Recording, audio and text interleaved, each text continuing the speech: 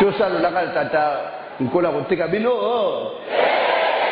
Mitemo na bino tout le matin parce que c'est très important qu'on aille sabino droit devoir na bino pour devoir na tata kile on a bino zali webite wazo sala bino boye bi angote bota message ndenge etoki même na so ta réponse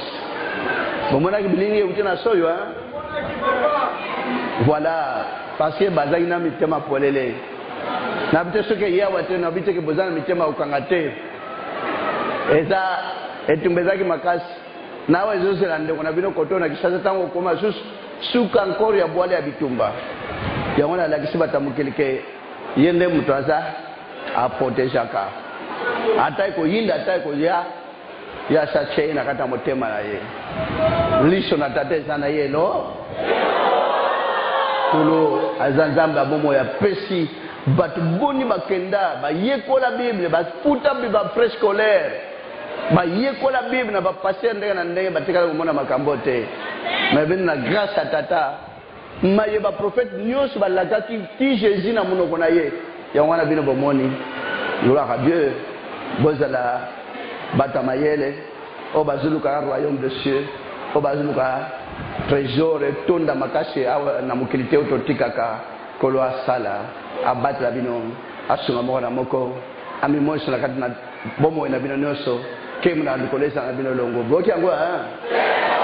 yaka ko sambla nkolo mona kayeba ke bozana eloko me bo bazana upanga motema te kolo asala bino tokanya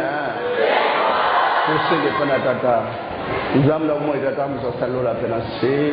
matonto kumpe kembo mboka na bule na bolingo pe na boto mnene tata sunu salibota siko pona pona ko tamba saba pona mno ngolu pe maone kamba libota kemo na likolo sala libota pole longo ni tamba salibota no bien le kamino so passion salibota bitung sinu na bongo yebana yonde mo yebe le mo pese kimi akata boba lo kimi pana te kemo na likolo sala bango nzam tata kimi sabso abata masutang la libota mabunga te mayo ki bango lelo yawe nzam na mo yonde mo pesi esengo kata mabota esengo no sila kubumba kata na bapona bango tikite manisa lo le fungwana bosona bango pona osala bango na tete nguya ya likolo esala mo basangola mokeli tozo mai rebe samolongo ete ya wazali na bomo siko sala mai kata soko zam na misala ko kamwa le boko na nguya mbale osana mola ni sala libota bolingo tata mo no centre kana likolo kana pe kata libota ite kimia pe boto ne pengo no e kamba mo na moko mukano tate ko samata libota na kumbu na Yesu Kristo na Nazareth na nguya mo centre beli bela kina mo na seko amen.